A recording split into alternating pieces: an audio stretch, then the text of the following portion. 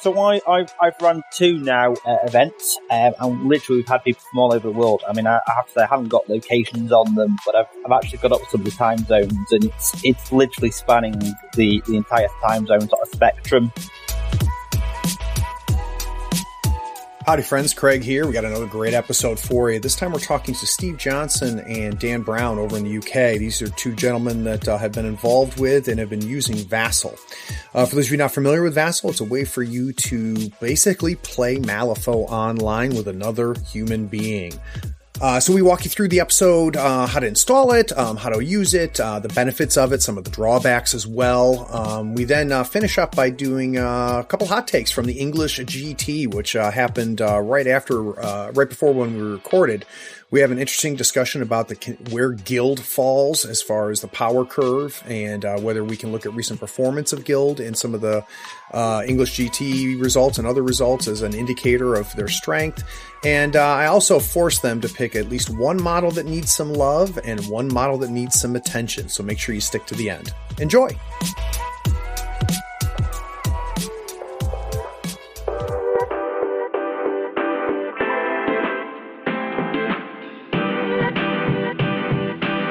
Playing a tabletop strategy game allows you to unplug and test your skills against friends. Every week, Third Floor Wars delivers useful strategies, discussions, battle reports, and reviews to tabletop games like Malifaux. If you want to get better at the games you already play or discover the games other people are playing, you are in the right place. Craig and Ray welcome you to the Third Floor and the Tabletop Talk broadcast. Craig here on the Third Floor. Today we have 2 guests, Dan Brown and Steve Johnston, who are experts at playing Malifaux online using the program called Vassal. Now, Dan, you've been using Vassal for a long time. Welcome to the Third Floor. The first thing I'd like to know, though, before we get into playing Malifaux online is, how did you end up finding Malifaux at all? Because I know you've been playing for a while. Yeah, so I started out wargaming way back when, sort of Warhammer 40k 3rd edition.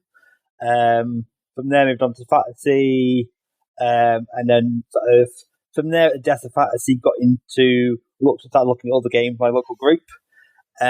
So played things like X-Wing, Guild Ball, stuff like that. And then went on to playing Malifaux. I was like, this game's great. So my local group then moved on to some other things. We tend to rotate through games. And I was like, well, I want to play this more. Where on earth can I play this game more regularly? And that's actually how I stumbled across Vassal itself. Was on the weird website, saw it on pop up, and like, oh, this sounds interesting. Let's give it a go. And I've been hooked ever since. So just out of curiosity, Dan, like percentage-wise, for every game that you play in real life, how many Vassal games are you getting in? Oh, I must have played maybe 20 or so, 30 games in real life to nearly 100 games of Vassal since the start of the beta. I've lost count of how many I've played overall. Oh, wow. So like 3 to 1 almost. Pretty much, yes. Nice. Very nice. All right. Our second guest is Steve Johnston. Steve, welcome to the Third Floor. How did you end up becoming a Malifaux player? Hi, Craig. Thanks for having me on. I've been a long-time gamer. I started with Rogue Trader 40k. Wow. So, yeah, I'm an old man as well. So I've gone through lots of games like everyone else has, really. I actually picked it up in 1st edition. I saw a Pandora box and Teddy, thought that looks great. So I picked up a couple of crew boxes. I tried it on my local club at the time. Couldn't get anyone interested, so it kind of died off for a bit. Went off, played War Machine, did that competitively. I've moved around a lot, so I came back to the UK from a posting, and they were playing Malifaux, and it's just the start of 2nd edition. I picked up a Vix box, and now I'm up to about 27 masters. I've been playing it, as most can probably think, and I've been playing it since, competitively, like pretty much straight from the start of 2nd ed all the way through. Very nice. Now, something that's interesting to me, Steve, is we recently, in the last probably year or so, picked up, I don't know, I would say 4 or 5 new players here in the North Carolina area that came from War Machine. So they were big competitive War Machine players, started poking around, getting interested in Malifaux, and now, don't play War Machine anymore. They just play Malifaux. As somebody who did both, what kind of transition is that? And why do you think that we were able to pick up so many War Machine players? I think for me and a lot of others, it's when they changed from their 2nd to 3rd edition. I don't know why. It was just like themes and stuff like that wasn't working out. I didn't enjoy it as much. The competitive environment got so much over the top compared to, we've just come from Nationals this weekend and it's been like the most laid back 7 games. You compare that to War Machine, it's not the same thing. I think one of the biggest transitions though was obviously going from learning to protect your leader to, well, I can throw this in now and as long as it completes the schemes, it doesn't matter if it dies. Right, because if I remember, and I've never played War Machine, but that's one of the win conditions, or it's the win condition, right? It's taking out the wizard. Yeah, I mean they had some other ways of scoring victory points, but you could win by taking out the the Warcaster or Warlock, as it was. Warcaster, right? My problem was, as most of the people who know me, I'm quite an aggressive player. I was in there, so I'd kill their Warlock very quickly, which means I could win all my games, but I wouldn't win the tournament because I didn't have enough victory points, which was like the second deciding factor.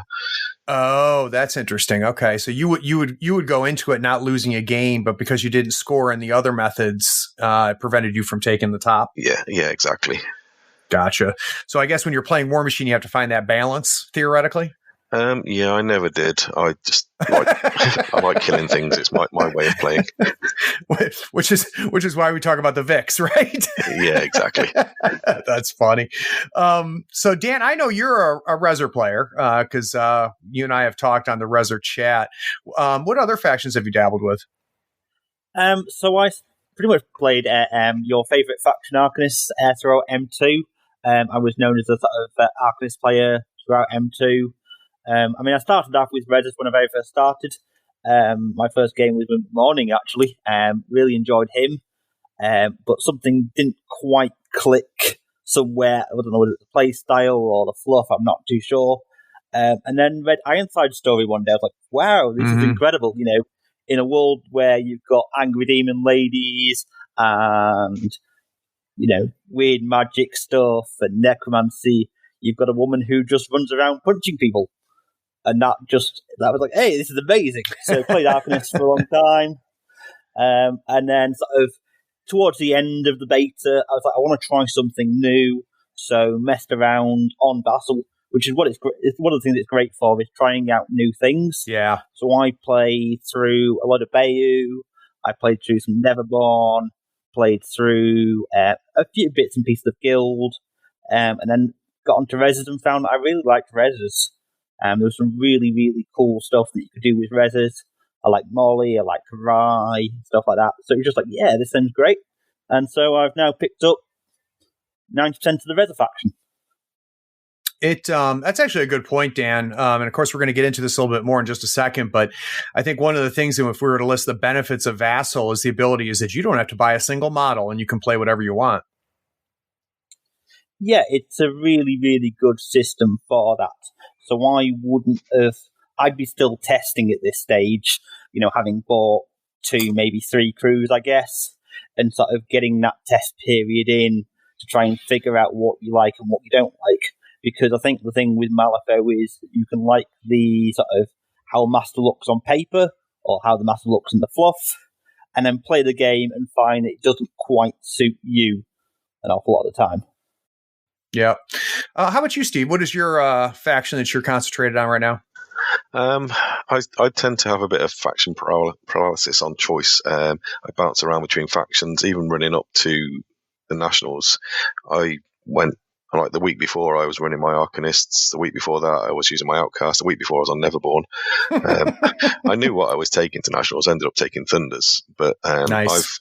I've bounced around.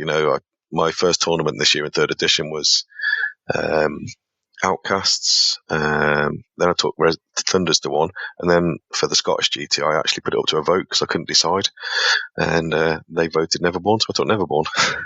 Very nice. Very nice.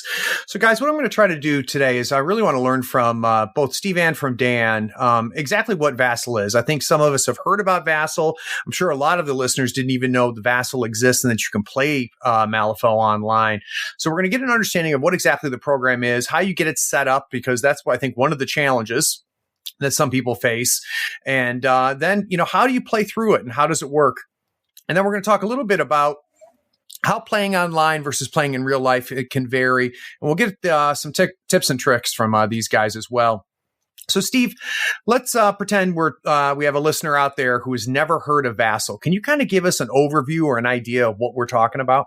Vassal, then, is a 2D online tabletop, really. We think of it as you look down on a picture from the top, and you see all the terrain and everything else. We have little numbers on them to say, like terrain height, like buildings, stuff like that. And then you've got the counters for the models, all with the correct bases, 30, 40, 50 mil. And we can put in extra bits just to give deployment zones, all these little tools and tips, which we'll probably go through over this. But in general, it's an online tabletop as seen from 2D. And as we know, Malifaux is pretty much, the rules are based on 2D with a little bit to account for height. So it works really well as a 2D platform. That's basically what it boils down to. And you can play against anyone in the world, really, if you get in the right time zone with them. Yeah, and I think one of the big things to understand, too, about Vassal is not made for Malifaux. It's made for playing tabletop games online. And then there's a module that allows you to play Malifaux. That's pretty accurate, don't you think, Dan? Yeah, I have to say a big thank you to Steve for updating the module actually for M3. One of the things that I was wanting to say about it was it's the first thing I would say is it's not there to replace your Tuesday night games with your friends or the Saturday day tournament you're going to. But yes, it is. There's tons of different games. I was actually having a look on the Vassal website before the thing, and there is hundreds upon hundreds of different games on there. So there is all the stuff that if people are interested, played other games outside of Malifaux. There is stuff on there. But yes, the module's very good for playing Malifaux on.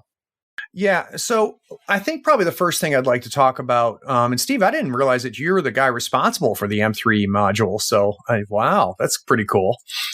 To a degree. I mean, I can't take responsibility for creating it. I'm not that good. But I've had experience with Vassal in the past. I did Babylon 5, A Call to Arms, a long time ago from Mongoose Publishing. I did the Vassal module for them. And I know how to kind of get into the workings behind it and update it. I can't, create one from scratch. Gotcha. But certainly updating it's fairly easy. And I mean, I'm even now, I've actually kind of downloaded a War Machine module because I used to play War Machine on, people who play War Machine miniatures know they play on a flat board anyway with 2D terrain. Mm-hmm. And I'm kind of stealing some of the terrain out their module to put into the Vassal one. Very nice. Very nice. So, Steve, if obviously the first thing someone needs to do is they need to go to the Vassal website, right? I don't want to walk people through how to install it, but you guys have helped a lot of people get onto Vassal. So I'm wondering, Steve, you can give us kind of some of the traps to watch out for as far as installing, or the common questions you often get.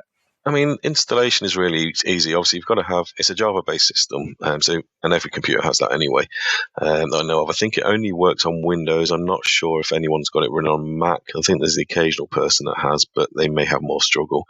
But yeah, from the Vassal website, you get the basic Vassal program and open that up and then literally download the module you want. Obviously, Malifaux 3rd edition one, you can search for that in their modules, and we'll probably get you to post some links in the show notes as well, I'm sure. Yeah, we'll have all the links, yep. And once you've downloaded that, click, open module, and then that'll take you to where you've got your module stored, and double click that and it will open that module.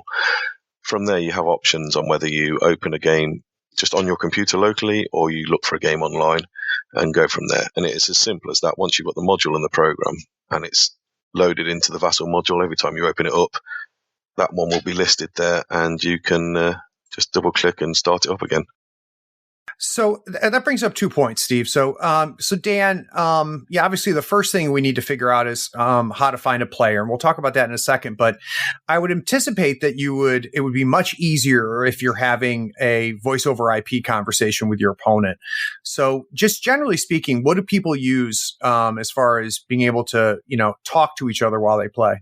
The main two sort of ways that I've heard people playing is either over the Discord. So there is a Malifaux Vassal Discord group that we can put. I'm sure again we can put links in the chat or what have you at the end, show notes and what have you. I have seen it done over Skype as well.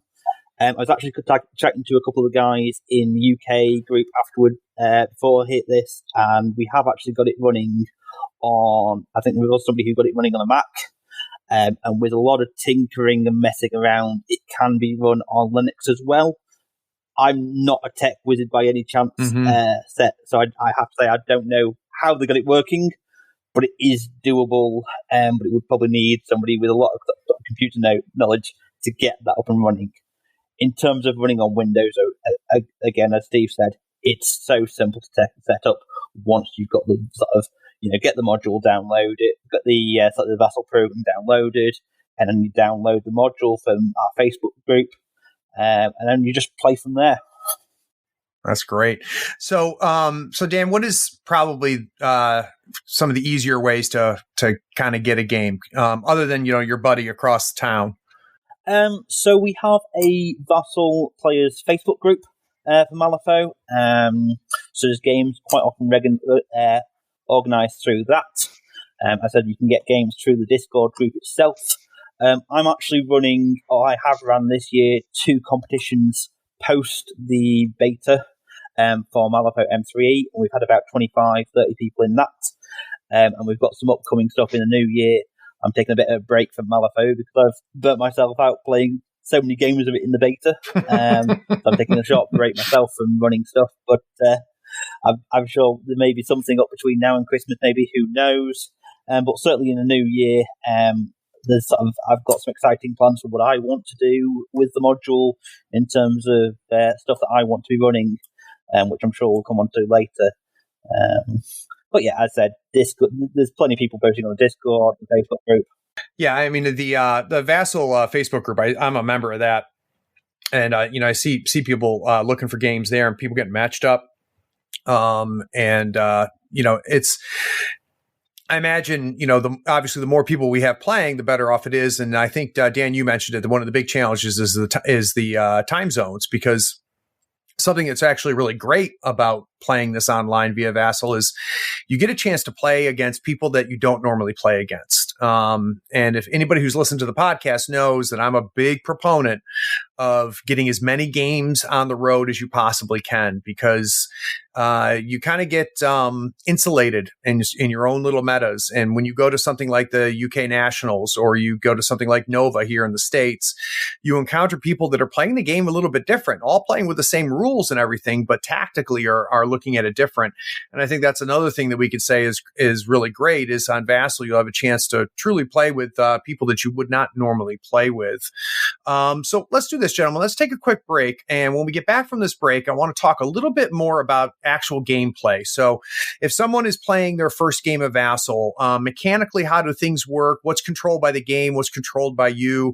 What are things that you have to get an understanding about between you and the other player you're up against? So we'll be right back. If you're an athlete, you know the greatest motivator of all is the fear of letting your teammates down. After all, a team is only as good as its weakest link. So you owe it to those wearing the same jersey as you to be your best every time you step on the field. That's why there's no vape in team. When you vape, you can expose your lungs to toxic chemicals that can damage your lungs. If you're a step behind, the team's a step behind. Brought to you by The Real Cost and the FDA.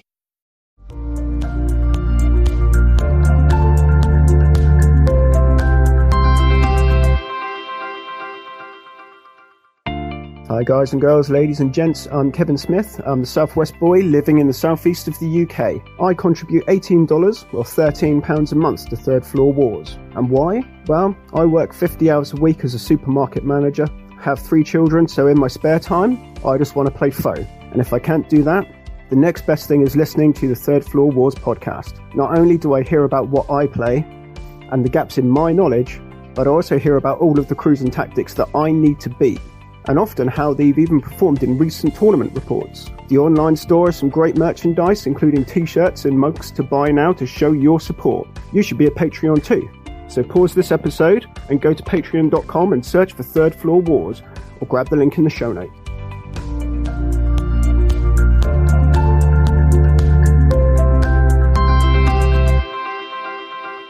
So now that we got an idea, of how to get the game installed, and I can tell you as somebody who's done it, it's not that hard. And if I can do it, just about anybody can do it. And we also now learn that there's routes to get players. I will say one of the challenges I had, and it wasn't a big one, but it was a little bit of a speed bump, is, learning where to click, learning, what is the module control? What's out of my control? How does the deck work? How do the rulers work? So Steve, here's the scenario is, you've got an idiot like me sitting in front of his computer playing M3E for the first time on Vassal. You're standing right behind me. What are kind of the first 2 or 3 things I need to understand or learn in order to be able to play the game?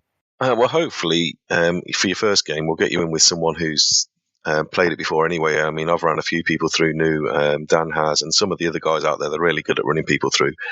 I mean, there is a help book in there which does go over it, but it is always easier to have someone on hand who knows what they're doing. Yeah. So first things, I mean, the game's set up fairly easy like anyone else. When you actually join the module, someone will create a room, and then they'll bring one of the map up. I think we've got 30 pre-generated maps at the moment. Wow. I'm always asking for people to make more. If they make up a map, save it with no models on it and no turns taken, I can upload it to the module, and the next time I release a update, it will go onto there. So obviously you need your map. That's one of the most important things for the game, because if you haven't got a board, you haven't got a game, have you? Right. And then obviously there's the card decks. There's a couple of little buttons that do the cards for player 1, player 2, depending on which you've selected. If you're player 2 and click on any of player 1's buttons on his cards, they won't work. You can move his deck, but it does come up and tell you that someone's interfering with your deck, and obviously you start asking your opponent, what are you up to? But you can't, again, like with a cheat hand, you can't see their cards. So when they've dragged them down to an area, you've got like where the deck is, then you've got like where your hand is. Once you drag them down to there, they can't be seen by your opponent anyway until you flip them. So, the cards are pretty good. Yeah, so I was going to say I think that's one thing to call out, though, which is really nice, is that the entire card mechanic is handled by the program, right? So you have a deck, the Vassal shuffles it for you, it deals your hands for you, it randomizes the card flips and stuff, which is nice. Yeah, I mean, you can. There's buttons within like the card deck, if you like, as well, that allow you to flip 1, 2, 3, or 4 cards. Because obviously we're not flipping more than 4 cards. If you press one of those, it will flip the required amount, and then you can just kind of move them over to your discard pile, or just click a discard button and it'll put them in the discard pile for you. So there are quick buttons, if you like, that will do the things that you need for you. So once you've got your deck, obviously the next thing is sorting out your straps and schemes. That's flipped like normal. You need to know the rules yourself, because the rules are not included within Vassal, but they are obviously online for free. And then it's getting models. Everything that we have in the game is under a tab at the top called Objects, and that's models, and it's drop-down menus for things like your faction, then each of the things like masters, enforcers, henchmen within that faction, and everyone will have a model, and you just drag them down to the board and place them is the simple way. There is a sideboard which is hidden, so you can build your crew in secret, but I mean, for initial games, I'd just drag them onto I probably have a crew ready set up, drag it onto the board and show someone and get them to drag theirs on, just to get them initially into the game, as it were. Yeah, and I think that it's, I guess, another call out here too is, it's again, this is a place to mimic a tabletop game. So you're going to be using your crew builder app to build your crew. You're going to put the models down the way you would put them down on the table, which means that, Vassal's not going to tell you, whoa, that's more than 50 stones. That's stuff that you have to control the same as if you were playing against somebody in real life, and going back and forth. Exactly. And as you had in your recent show with DZ, you can even you can share your crews beforehand, the same as obviously you shared a crew with him. So you can even do that, and then you just come in and put the model straight onto the board without bothering about the sideboard, because you both know each other's crew. So it's something you can do anywhere around the world, isn't it? That's what they've done with their cloud-based thing. So it's actually really good for that. So we got our models on the board. We're ready to deploy. So Dan, how does deployment work in Vassal mechanically? So once you've got your map up, across the top of the map, there will be actually sort of different deployment types. So you can click on each of the buttons and it will bring up coloured zones. So you can bring up your wedge, you can bring up your flank and stuff like that. And it's just a matter of sort of dragging. So obviously you'll determine the attacker defender. And then it's just dragging the models into place. So as I said, the models are all sort of freestanding within sort of the map as such. They're not sort of connected to anything, so you can sort of drag them towards stuff. And then it's just a matter of going from there, really. And I said they're all marked out. All the zones are done, sort of marked out. And it's just dropping the models into place. Really, Dan, no different than what you do on the table, right? Whereas, especially if you had a map that has the zones already printed on it. Exactly. I mean, it's exactly the same as the pre-printed zones. And I said, for people who don't have maps with pre-printed zones, it's. I mean, I've just picked up two myself recently, and I have to say they're probably one of the best investments I've done for any gaming system, because I hate measuring out deployment zones. It's such a faff. So now we're all deployed. Obviously, how about like things like the cards? The cards, you have to have the physical cards in front of you, or have the app or something, right, Steve? Yeah, that's correct. I mean, you do need the cards or the app, whichever one works for you, whichever you want to do. I tend to have, actually, even when I'm playing Vassal, I'll have the cards laid out on the desk in front of me, because I find it easier to play with cards. I pick them up, see which each side, all the rest of it. So you do need the cards. The rules, literally all this is providing is a map and pseudo models, counters that represent the models. The rest of it is playing as you would play a game anyway, once you learn the actual ins and outs. Yeah, and one of the things that you can do too is that you could do this in conjunction with the M3 app, right? So I could have the game, we could connect the game and track the game together on the app, and that's make it real easy for us to see each other's lists and everything. Again, just as if we're on the table. I think, Steve, the way you put it is perfect. Is the only thing that Vassal is doing is giving us a surface, giving us terrain, and giving us models. Everything else is the same as real life. Exactly. I mean, you can add, even if you don't like the pre-generated maps as well, you can add more terrain to them. You can even move the terrain around. One of the things, a common complaint comes to me is, I can't move the terrain. There is a quick thing for that. If you literally hold down shift and select a piece of terrain, it then becomes freeform and you can move it around, and you place it, click off it, and it will stay there then. Again, it becomes like a terrain. So it is a common misconception that, this map's rubbish, I don't like it, I can't move this out of the way, or if there's turf war and there's an impassable train sat on the turf war marker, it is possible to move those around. So it's just a shift click, right? Yeah, just shift click. I just don't know. I've got a map up and I just move a train around. It is a complaint, and the problem is, I think people aren't used to it, and there is all these tiny little bits and pieces that they don't know, and it kind of puts them off playing it. But once you get into it, it is, it's just as straightforward as playing a normal game. And the thing is, you can't knock your models or terrain when you're moving them. And you don't have to paint them, which I know for some people is a big deal. Definitely for me. That's funny. So I think the one big tip that I'll give everybody here is the one that's already been mentioned, which is getting your first game in with somebody who's experienced, I think will help, because this kind of stuff that Steve is telling you right now, having somebody on the other side of your Skype call or Discord to kind of walk you through it is good. One of the other things that I want to talk about is kind of measurements. So Dan, built into the Vassal, it has the ability to bring up rulers and to measure. Any tricks or tips on how to use that ruler? Well, yeah, I mean, first of all, I'll go back briefly to something that's that Steve mentioned, and the one of the great things about the actual Vassal module is it will track all your conditions and wounds on the module itself. Oh, nice! So all the models will come, first of all, with a number on the bottom. That's their number of wounds, and then there is sort of like keyboard shortcuts and stuff. But again, you can right click on the model, and it'll bring you up a little menu of stuff. So you can add things like burning, poison. You can add things like, I think there's like staggered and stuff up on there like that. You can change the rims of different things. So, for example, turf war markers, if you're turning them on and off, you can sort of turn them to your faction's rim as such, and stuff like that. In terms of measurements, you can sort of mess around with rules and stuff like that. One of the easiest ways to do it, I find, is you can put an aura up around your model. So if you're sort of measuring in a straight line as such, you're checking ranges, for shooting or for casting spells, or you want to see an aura, you can actually put an aura up, and that will measure in inches that particular aura. So you can set, you can put a model, even though you've got a model with a 6-inch aura, you can have that stay on the model, and then you can say, right, I know that I need to end up within 6 inches of that particular model for my next bit. It's a little bit sort of forecasting for your opponent what's going on, but it's useful if you've got something with a static aura. For example, you've got Jack who's at least -1 willpower aura.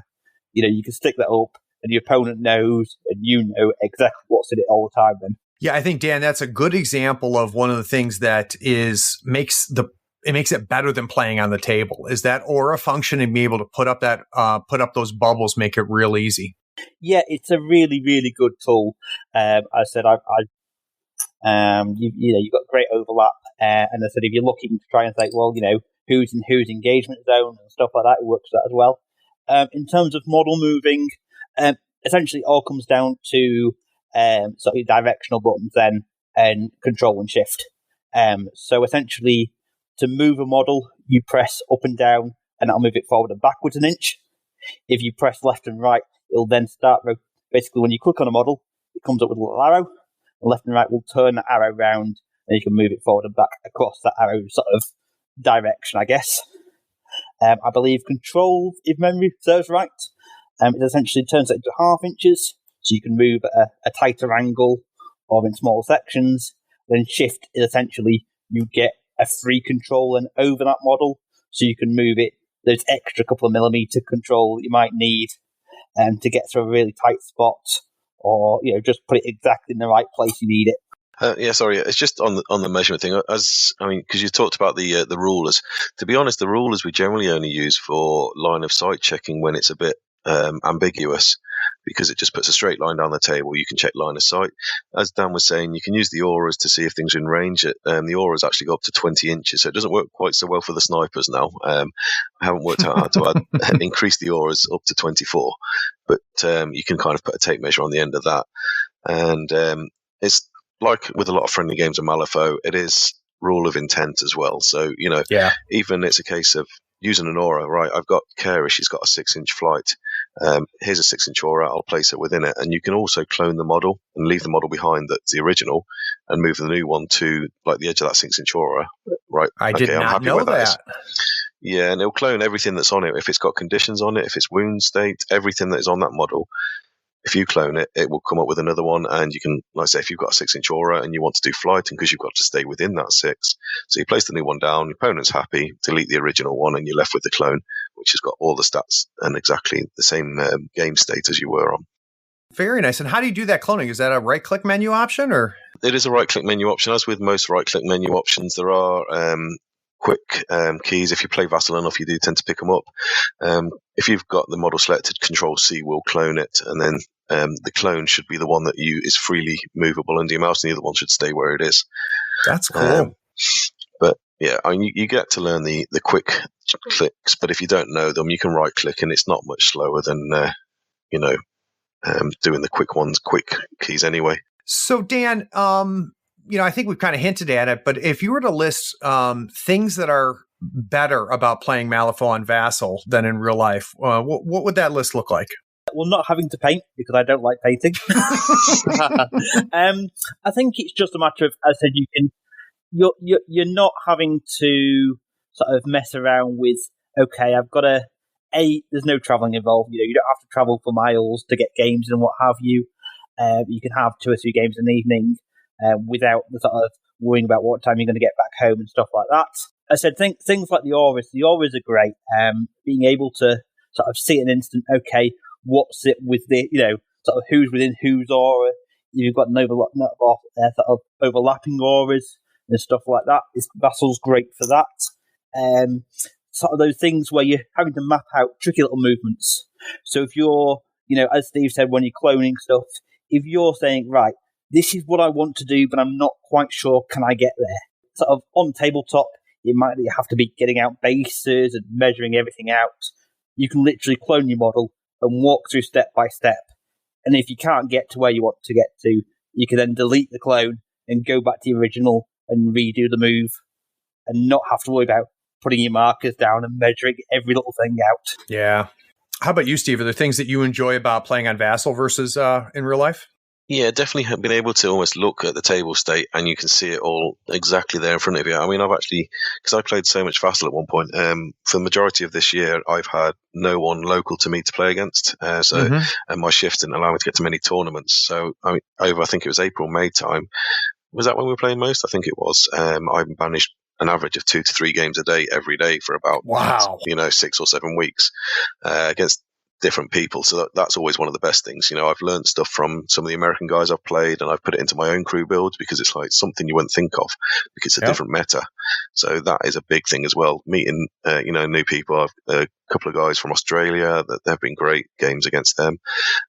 You get these gotcha moments where they get you the first time because it's something new and you kind of learn from it. And it's because it's different metas do play the game differently, as you've said before, in different things. Is there anything, Steve, that you miss, though? So when you're playing on Vassal, or let me phrase it another way. When you finally get a game in real life, what is it about playing in real life that you miss when you're playing in Vassal? Of course, it's the miniatures game. I mean, Vassal has cost me a load of money as well because I play new things and buy new stuff. So obviously, playing with my miniatures is great. Having someone there across from you, and the chat afterwards. I mean, we do a bit of chat sometimes, but sometimes the microphone's cut off and you get technical issues, which you don't get in real life. I mean, you can get real life issues, but they're not technical ones. Being able to just, you finished your game, it's 8:00 at night, let's go down the pub for a couple of pints. You can't do that on Vassal. Yeah. No, God forbid we get out of the house, right? And I think it's the social aspect, isn't it? It is, and it's a big thing that I love about all tabletop stuff. That's why I love playing board games. It's why I love playing miniature games. Is that social aspect? But boy, the ability, on demand to be able to get 2 or 3 games in a week, let alone a day, is really a way to just get better at the game. I mean, Malifaux is a game that you have to play to be better at. You can theory foe and argue on the forums all day long, but until you have actually moving models and flipping cards, you're not going to get better at this game. And I think if there's ever been a strong sales pitch for Vassal, it's the fact that you can get in multiple games across multiple metas. Guys, we're going to take a quick break. When we get back from this break, I want to talk a little bit with Dan and Steve about some of the events that they've run on Vassal, and then talk about maybe some of the things they've got planned for the future. So we'll be right back.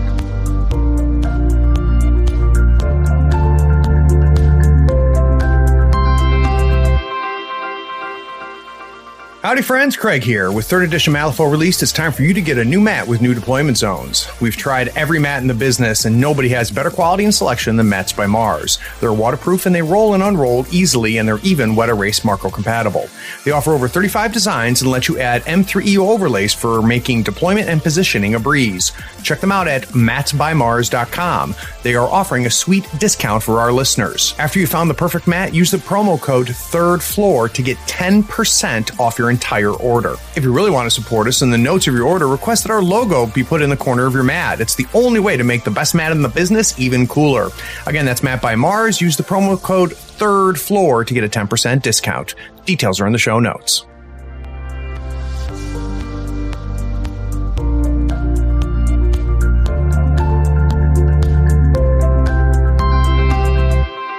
So at this point, hopefully you've realized that Vassal is something definitely at least to check out, especially if you are a competitive player, somebody who's in a nice, in a situation where you're just not getting in as many games that you want to get into. But Dan, you have run more than a few events via Vassal, and they've been truly global events. Can you kind of walk us through what an event looks like or a tournament looks like on Vassal? So I've run 2 now events, and literally we've had people from all over the world. I mean, I have to say I haven't got locations on them, but I've actually got up some of the time zones, and it's literally spanning the entire time zone sort of spectrum.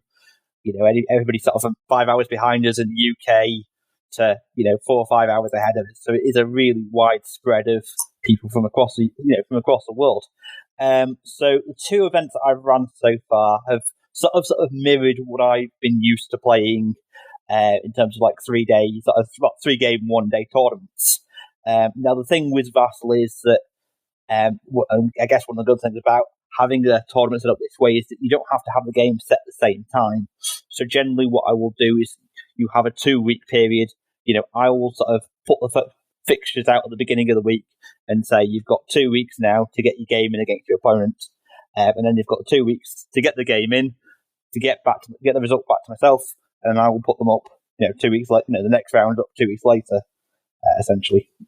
Now, here's a question for you, Dan. Do you impose time limits on the rounds like you would in real life, or do you let people just play all 5 rounds, 5 turns?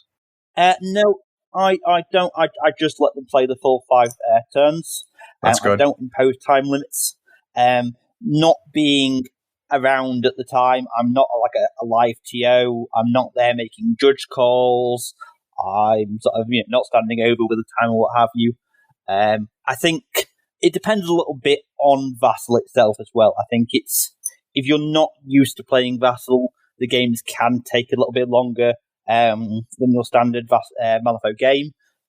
People who play it regularly, me and Steve will have a game easily within an hour and a half, mostly because he's cleared my models off the table at that point. But you can easily get a game in 2.5 hours once you get used to it. But again, if you're not used to it, it might take you 3, maybe 3.5. I've heard stories of 4-hour games, but I think at that point it's people not playing, they're playing at a more leisurely pace. But again, I'm not going to impose that on them. We haven't got the same time constraints you do at a tournament. You're not going to try and get 3 games in a day and then get everybody back home. So I'll let people play at their own pace. So, Steve, have you participated in some of Dan's tournaments? I participated in the last one. Yes, I did. Unfortunately, the final game, which was the top table game as well, me and my opponent couldn't manage to get our time zones together, as it were, our free time. So we ended up having to put down for a draw, the pair of us, although that still left him at the top and me at second, so I can't complain too much. So how was that experience, though, in general, going through the different rounds and having it spread out over several weeks? I mean, it's good because I get a lot of games in between time anyway, if I get the chance. So it's just matching up the time. Is actually having a designated time for one is actually quite good. You just got to make sure that you can get in for it. You organise it with your opponent, see when you've both got the free time, and play the game then. And if you've got time afterwards, it's always good to chat about the games as you do anyway. And that's the difference between, I think, a Vassal tournament and a day tournament. Yes, we have the social aspect of the day, but because it's the limited time, you can only talk with your opponent for so much time afterwards, or other people. Whereas with this, you can always do a post-game review straight away, especially for some of the newer players, either to Malifaux itself or to Vassal. It's like, what did I do wrong? What can I do better? What did you think of my crew? And you just have a bit of a chat about it, say how much broken Shenlong is. Well, actually, this makes me think of something I don't think we mentioned, which is the ability to watch a match. So, Steve, you can go in and you can be an observer on a game too, right? Oh, yeah, definitely. Obviously, that helps best if people are using Discord, because you can get more people in the same channel. Because watching a game silently isn't the best experience. You kind of can see a little bit what's going on, but it is definitely better if you can go on the Discord. Yeah, I tend to if I go in and watch a game, I'll turn my mic off and just have the sound on so I can hear, so I'm not interfering with their game. Because you could go on and start touching things. Obviously, we ask people not to. Same as you wouldn't go over to someone's table and start picking things up. I know the internet people can be a bit less polite, I guess, but I haven't encountered that in Vassal. The game comes on and you can go and watch it, see how people are getting on. You can't see either side's cards until they flip them. Same as if you were an observer in a normal game. So it is quite good. People learn other crews. I've seen some interesting games going on, and you like some interesting plays as well, and it really confuses you, and then it works out, and you're like, oh, that's what they were doing. But yeah, well, and it's learning, right? Exactly. Again, seeing that different stuff. So, Dan, talk to me about some kind of dreams or things that you hope to do here, maybe in the next year or two, or what you'd like to see happen on Vassal. Yeah, I mean, as I said, for a start, I guess the small tournaments I'm doing, I'd like to see. I mean, at the moment we've got 30 people. If we can see 40, 50, 60 people, that would be great. One of the things that I'm running, which I'm hoping to run in the new year, is a Vassal League. So essentially, depending on people's time zones, because I always try and match them up by time zones, is rather than running sort of a 3-round, you just play 3 people, is that you essentially get put into groups and you play anybody within that group. And then, of course, it's then trying to, if we can get enough people and enough interest for a UK group, potentially the potential for me to shift out some prize support. If we can get a US group, that'd be cool, and stuff like that. And then from there, I know it's something that myself and you had talked about in passing, and it sounds like a really cool idea, is to do a US versus UK round, which I think would be a great idea. I'd love to get that going. Do some sort of round robin, the best of the UK versus the best of the US, or whoever we can get on the system at the time, and get that going. But I think that'd be a really, really fun event. And maybe if we can get it on the YouTube as well. Yeah, I mean, so here's my dream, guys, is next year in 2020, around October-ish, we're going to have our US Masters, right? Which will be really the first time we've had anything nearly as structured as you guys have. And when we finish that, we should know who the top 2, 3, 4, 5, 6 players are based off of the results of that 2-day tournament. And then remind me, guys, when is the Masters usually on your side? That's January, usually for us. So that's, I think we just got the dates from Oz the other day, and that's today, in fact, 18th, 19th of January, I believe it's going to be. So what my thought is that, we'll figure out the U.S. Masters in October, November, and then you guys figure out your Masters in, January of 2021.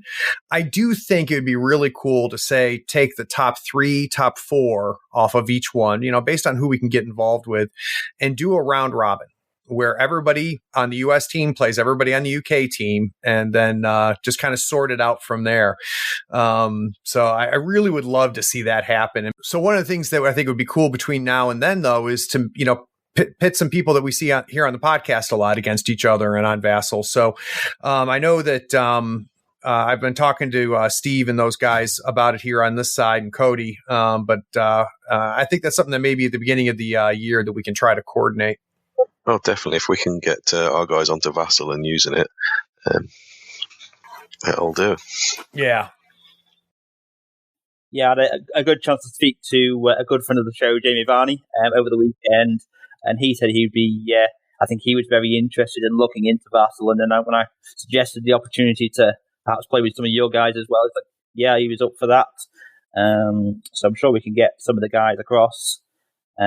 Yeah, I think so too, and I think that'll be our homework for the 3 of us. Is let's shoot for maybe at least getting one of the across pond matches from some of these people that we hear about all the time on the deep dives. We'll try to make that happen.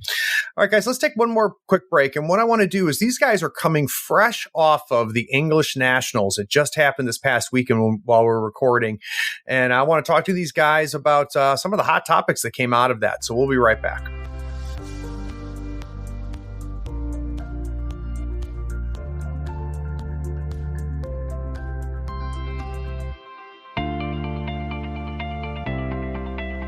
So how much are 3 or 4 of these episodes worth to you a month? Third Floor Wars has a Patreon, and if you think they're worth $1, $5, $20 a month, swing by and become a patron. We have polls that decide the next episode of the pod, along with early releases of articles and podcasts. Everything we release goes out to everyone, but sometimes our patrons get a head start. The link is in the show notes, or just search for Third Floor Wars on patreon.com. Thanks for the support. Quick shout out to the patrons that joined us in December. Big thanks to Jonathan Kelly, Richard Walters, Mike P., Nathan Howe, Craig Chuba, Alastair Kunif, Deca Goody, and Adam Rogers. Guys, we appreciate your help.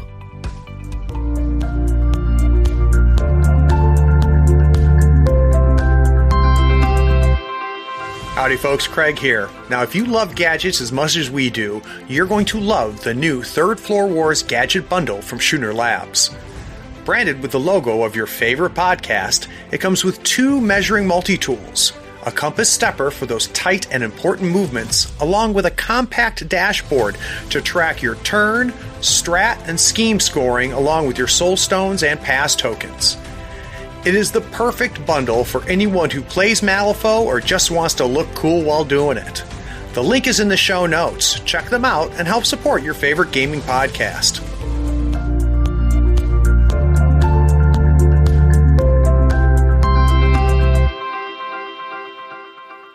So today is Monday, the 11th and literally they just got done playing yesterday. And of course, the Weird Place is already up in arms. People are setting stuff on fire, talking about different things based off of the data. And, you know, a couple things before we kind of launch into this. One, it was a big event. There was a lot of people. They played 7 rounds. So I would say up to this point, it's probably the biggest data set of competitive play we've seen. I mean, it was much bigger than Nova. At the same time, the data's not that big. So Steve, you know, one of the things I saw on posts today was people screaming about the concentration of factions up towards the top. And you had some interesting thoughts on that. Yeah, I mean, definitely. I mean, there was 86 players, and Thunders took 4 of the top 5. But if you actually look at the results, anywhere from 5th down to 31st, there's one game in it. You know, I came in 5th place. I had 15 points. 31st had 12 points. So if I'd have lost a game, I'd have dropped, 26 places. So even though it looks like it's tight, it's just the fact that by the end of 7 games, people get tired as well. So depends how well you are, how far you've travelled, how well rested you are, how much you had to drink the night before. I know Jamie does better when he's been drinking. I don't think he drank enough this weekend. But it depends on, there's a whole lot of factors other than gameplay. You know, some people start making more mistakes as the weekend goes on. And there's hardly any difference between, 26 different placings there could have completely changed it. So it is a small pool. The only thing that's probably an outlier there is the guild came in at 43 at the top. Yeah. Other than that, but is that down to the top players not playing guild? What's the reason for that? Who knows? I mean, I believe if Matt, who's a friend of the show, goes back to guild, then Jamie gets to pick up possibly Arcanist. I can't remember exactly what he said, but there's a reason that Matt's not going back to guild just yet. Yeah, and it just the guild results themselves is very telling too, I think, Steve, because we don't know why yet, right? Is it just because there's not a ton of people in the UK playing guild? Is there a chicken and egg where competitive players just happen to not be playing guild, but if they did, they would do well with them? Or competitive players avoiding guild for a reason? I think people are trying out new things. We've actually got a lot of new names in this year. Lots of people I've never seen before, never played before, and I've been fairly, frequent within the UK tourney scene for the last 5 years. And there's a lot of names I don't recognise. Obviously, there's names that I do, but there are a lot of new names. And I think the old names have moved on to new, interesting factions. They'll go back to them. Lewis, who won last year, he's been organising a lot of tournaments this year. I mean, he won with Guild last year. He's organised a lot of tournaments, so he hasn't had the play time. And then he only had one fully painted in-theme crew, I believe, and that was his Euripides, so he didn't take the Guild with him. Yep. He'll probably correct me if I'm wrong anyway. He likes to. So there's a whole bunch of reasons why I'm actually going on to Guild after this weekend. I just got to round out some keywords, and then I'm going to be trying out Guild at tournaments myself. Mostly because I like playing the underdogs, and they appear to be at the moment. Yeah, and I can tell you that I'm not going to sit here and tell you the Guild is just as good as any other faction, because I really don't know, and quite frankly, I don't think anybody does. What I can tell you is that we have a very good Guild player here. One of our better players, Jesse, plays Guild. And every time I hear somebody poo-poo on Guild, I just say, well, okay, well, play Jesse, play his Lucius, play his Nelly crew. Play against him when he's using Daschle, and then just tell me how weak Guild is. How about you, Dan? What are some of your hot takes from the weekend? Yeah, I mean, I think a lot of the top tables are also using single masters, and I think the thing to remember is the game is still fairly new. I think there's still a lot of things that people are not quite 100% sure what everything does quite right, exactly. And I think a lot of people top tables have gone, well, I'll try and perfect this particular master and not go for sort of a scattergun approach and try and take the best master for each thing. And I think that might lead to maybe a few issues with the guild. Obviously, they've got a new master in Daschle, who's not had an awful lot of his keyword for a long time. I know Lucius has gained a lot of new models. Nelly's gained a lot of new models. So I think maybe the sort of weakness in the guild is the fact that the top players haven't had a chance to really get those models on the table for a long time and sort of maximize that. And instead of gone, well, Shenlong's monk crew is still the same monk crew from 2nd edition. I've got all the models for that. Let's get that on the table and play that. And the crews that haven't really changed an awful lot in terms of their model sort of makeup, they can still use their old models. Let's get those on the table. Let's get practice with those and get sort of tournament ready with that rather than trying to use new stuff. Yeah, I agree, Dan. I mean, you can't if you're only playing with released models, then you're not going to have an effective Lucius crew. You're not going to have an effective Daschle crew because you don't even have a totem, and you're definitely not going to have an effective Nelly crew either. So I think that's actually a really good point, Dan. So last thing, and I'm going to ask this question of both of you, but we'll start with Dan. So Dan, I need you to think of 2 models. Let's pretend that you had a chance to submit 2 models to the guys at Weird. I need one model that you wish that they would look at to maybe get a little bit better because you wish it saw more table time, and then a model that you think they should look at and maybe consider toning it down just a little bit. But let's start with the positive. What's a model you wish was a little bit better so you could get it on the table more? I'm going to say Reaver. As I said, I'm new to Residence this year. I've just bit them up, and I am using Vassal. I've had the opportunity to play all the masters across, and I think Reaver's keyword is it's a little bit convoluted to try and get Elder power on the table at any one time. I think there is power there, and I think somebody eventually is going to come along and do a really good job with Reaver. But I think it's so hard to try and get everything working all at one time. You're trying to get so much stuff. Your pyre markers and your burning and your corpse markers and your shielded, and you're trying to get all that in sync and working, and then you're trying to do strats and schemes on top of that. I think that needs looking at in some way and simplifying down a bit. In terms of something that's too strong, I'll try and say something that isn't Shenlong because, Steve will hate me for going on and on about Shenlong.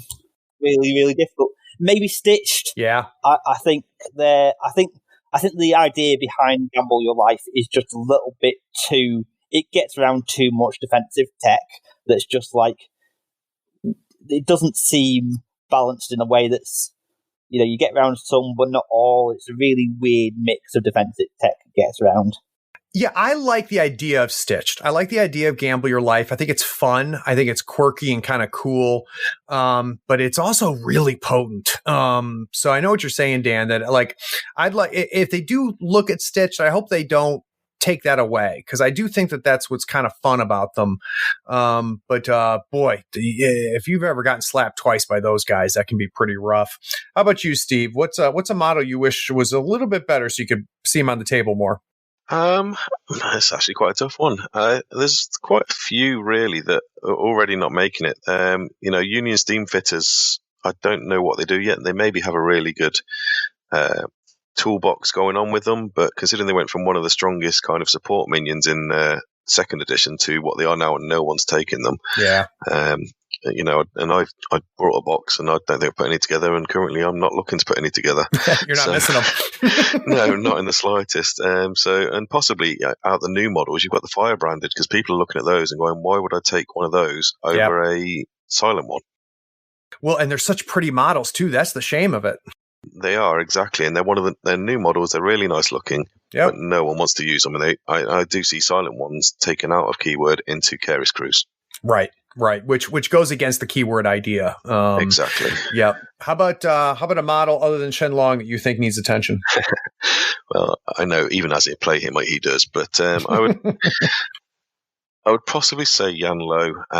I've played against him a fair bit, and everyone complains about Shenlong, but I don't think Yan Lo's seen enough table time. But when people do, they'll forget Shenlong because he is so powerful. Things like having a permanent concealing hazardous aura. Every other master who's got a hazardous aura has to spend an action putting it up. Just simple things like that. It all adds up. And, I've never actually, I kind of ignore Yan Lo now whenever I play against him because I know there's nothing I can do to him. I've got him down to 1 wound and he comes back with full wounds and he's bounced around and killed 3 models in the meantime as well, somehow, because it's all free. And you're like, okay, I don't know what's going on with him, but I think he does need looking at. Yeah, I'll tell you. Same thing as Dan said with the Stitched is I hope they don't. I like the place where Yan Lo is as far as within the factions and things like that, and I like that he's got his own play style and his own feel. But holy cow, in the right hands, that can just be a devastating keyword to go up against. So even though I should have mentioned that you couldn't bring up a Rezer as needing attention, you did anyway, and I can't tell you you're wrong, Steve. So well, he's also Thunders, so Yeah, that's true. So maybe they'll just touch the Thunder side of it. I don't know.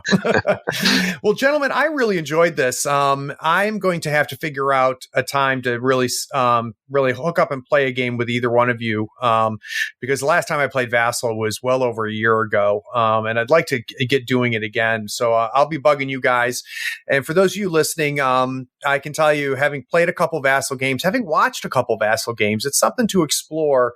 And again, it's really good for getting your reps in, for trying out new lists, for playing outside of your meta and getting ideas. And especially for those of you people that I see post on Weird Play saying, I can't get in a game, nobody around here plays. It's not as good as playing in real life, but it's still playing Malifaux, so you should definitely check it out. Guys, other than all the links that we're going to put into the show notes to help people get up and running for Vassal, Steve, do you have any other plugs that you want to bring up? No, obviously, we're coming to the end of the season really for the UK, so I don't know when this is planned to go out, but obviously there'll be the side events to Masters next year. So even if you haven't got into Masters, consider coming to the side events. It's a great weekend. There's 2 days of gaming. There's always good social around the UK scene. So, that's in I think 18th, 19th of January. So it's definitely worth looking into. How about you, Dan?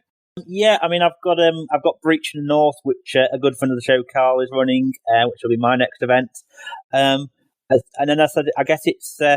I don't know what's happening. I'm not going to be going to Masters myself. I'm nowhere near top enough, good enough for that. And I don't know. I might come down to side events, but I'm really looking forward to the ITC next year, which is held 20 minutes from where I live. It's a tournament, so it's a little bit different. And, we get teams from all over the world. So, it's another Dave Brown event. He's a top henchman and does a really good job. But hopefully, again, that'll run this year.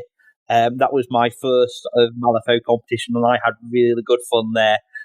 Again, playing in teams, so it's a different dynamic to playing solo. And you're just going to meet so many people from different metas, different parts of the world, and stuff like that. So looking forward to that next year. That's cool. All right, guys. Thanks again, and thanks to everybody who's listening. We'll see you next time. Be sure to check out our shop on thirdfloorwars.com for the latest gaming apparel and gear. While you're there, check out how the USFO Tour is shaping up. How does your conference compare to the others in the United States? Where do you rank nationally? Get those models built, painted, and on the table so we can see you at the US Masters Invitational in October of 2020. Also, rate and write a review on this podcast for us. It really helps us find people almost as cool as you are. Thanks for listening. Howdy friend, Craig here. Is this episode making you realize you need to buy some models? Gadzooks Gaming is my favorite online retailer because of their large selection, killer prices, and great customer service. Don't you hate buying an entire crew box when you only need one model? Gadzooks sells crew box models individually and saves you a ton of money. They even have free shipping to the US and Canada if you spend $100 or more. Swing by gadzooksgaming.com and make sure you tell them Craig from the third floor sent you. All the details are in the show notes. Maybe we should do maybe try to organize a practice one, between now and then. We've got a ton of time. Maybe get some people that we hear here on the podcast a lot. So if we can get maybe James Doxey, get Alex. Hold on. My daughter's here. Hold on. All right. I'll come right downstairs in a second and we'll do this. Okay. No, but this is important. I know, but I'm talking right now, but I'll come right down. I promise. Okay. Sorry, guys. God, I've actually got Vassal up because it's been a while since I've done it myself. It says, I was ready for this, honest. So, all right. What do you guys feel like talking about? I think I was going to talk about, get your thoughts about the faction breakout at the top. Part of me doesn't even want to talk about Shenlong. No. I mean, I know Thunder's obviously hit the top a lot, but as I've pointed out in a couple of posts, if you actually go all the way down to 31st, there's one game in it, so it's not that bad. Okay, you know what? Let's start with you, Steve, because I remember reading that, and I think that was a really good point. And this gets into sample size, right? And it gets into putting too much into looking at a small little focus piece. So I might start with that faction breakdown with you, Steve. All right, so I'll bring us back.